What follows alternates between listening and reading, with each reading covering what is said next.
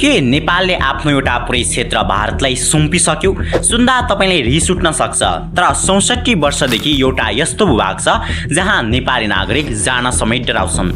नक्सामा हाम्रो तर कब्जा अरू कसैको। देशको जमिन बेच्ने र बसाउनेहरूको कथा। आज हामी यसको भित्री सत्य खोतेल्दैछौँ।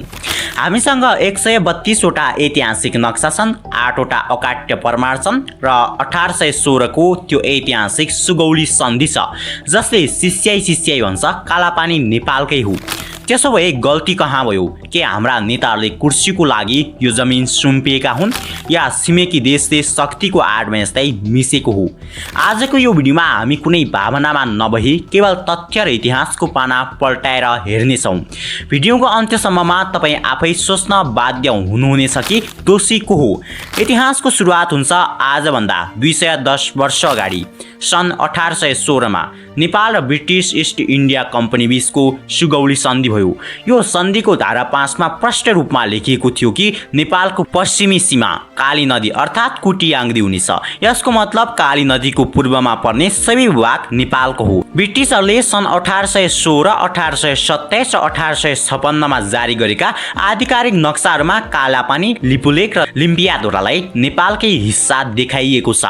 नेपालसँग यस्ता 132 वटा ऐतिहासिक नक्साहरू छन् र 8 वटा बलिया प्रमाणहरू छन् जसमा तत्कालीन जनगणना, मालपोत, रसिद र लिम्पियाधुरासम्मका नागरिकले नेपाल सरकारलाई बुझाएको करको रेकर्ड समेत सुरक्षित छ।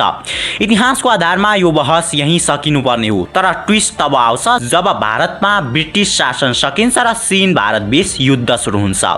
सन् 1962 चीन र भारत बीच युद्ध भयो। रणनैतिक रूपमा कालापानी यस्तो उचाइमा अवस्थित छ जहाँबाट चीनको गतिविधिमाथि सजिलै नजर राख्न सकिन्छ।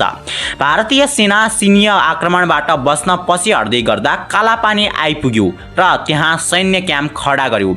नेपालमा त्यति बेला राजा महेन्द्रको शासन थियो। छिमेकी सङ्कटमा परेको बेला मानवीय र कूटनीतिक हिसाबले अस्थायी रूपमा बस्न दिएको त्यो सेना आज 64 वर्ष बितिसक्दा पनि त्यहाँबाट हटेको छैन। स्थिति तब थप बिग्रियो जब सन् 2019 मा भारतले आफ्नो नयाँ राजनीतिक नक्सा जारी गर्दै कालापानीलाई आधिकारिक रूपमा आफ्नो उत्तराखण्ड राज्यभित्र देखायो।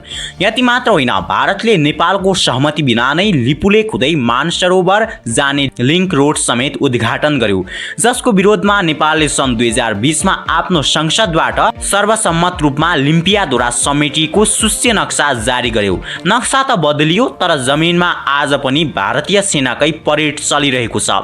यो विवादमा नयाँ तरङ्ग तब आयो जब प्रधानमन्त्री बालेन शाहले संसद र अन्तर्राष्ट्रिय मञ्चहरूमा यो विषयलाई प्रष्ट रूपमा उठाए। उनले स्पष्ट शब्दमा भने नेपाल आफ्नो सीमा विवाद समाधानका लागि भारत, चीन र आवश्यक परे सुगौली सन्धिका साथै बेलायतसँग पनि त्रिपक्षीय वा बहुपक्षीय छलफल गर्न तयार छ। तर के यो त्यति सजिलो छ? भारतको सिधा अडान छ केवल यो नेपाल र भारत बीचको द्विपक्षीय मुद्दा हो। यसमा तेस्रो पक्षको कुनै आवश्यकता छैन।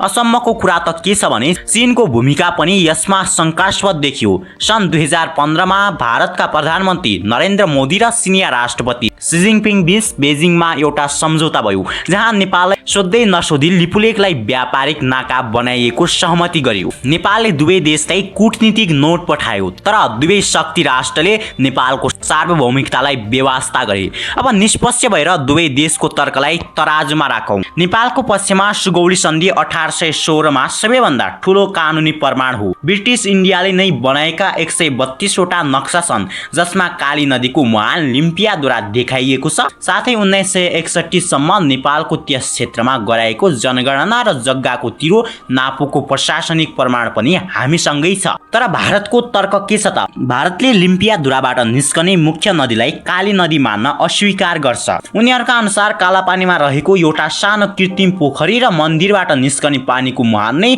वास्तविक काली नदी हो। भारत भन्छ कि उनीहरू सन् 1950 को दशकदेखि नै त्यहाँ छन्। रणनीतिक रूपमा यो क्षेत्र उनीहरूको सुरक्षाका लागि जीवन मरणको सवाल हो, तर अन्तर्राष्ट्रिय कानुन अनुसार कुनै पनि देशको सुरक्षाको बहानामा अर्को सार्वभौम देशको जमिन कब्जा गर्न पाउँदैन। 64 वर्ष बितिसक्यो, नेपालले पटक पटक कूटनीतिक नोटहरू पठायो, तर टेबुल गफगाफ बाहेक केही भएन। त्यसो भए अब नेपालसँग के विकल्प छ त? विज्ञका अनुसार नेपालसँग मुख्य दुईवटा बाटा छन्। पहिलो बाटो उच्च स्तरीय कूटनीति। नेपालले भारतसँग प्रधानमन्त्री स्तरमा प्रमाणहरू राखेर वारपारको वार्ता गर्नुपर्छ। कर्मचारी वा प्राविधिक स्तरको बैठकले यो टुङ्गिनेवाला छैन। दोस्रो बाटो अन्तर्राष्ट्रियकरण। यदि भारत वार्तामा बस्न चाहदैन भने नेपालले आफ्ना 132 वटा नक्सा प्रमाण बोकेर संयुक्त राष्ट्र सङ्घ वा अन्तर्राष्ट्रिय अदालतको ढोका ढकढक्याउनु पर्छ। तर यसका लागि सबैभन्दा पहिले नेपालको आन्तरिक राजनीति बलियो हुनुपर्छ।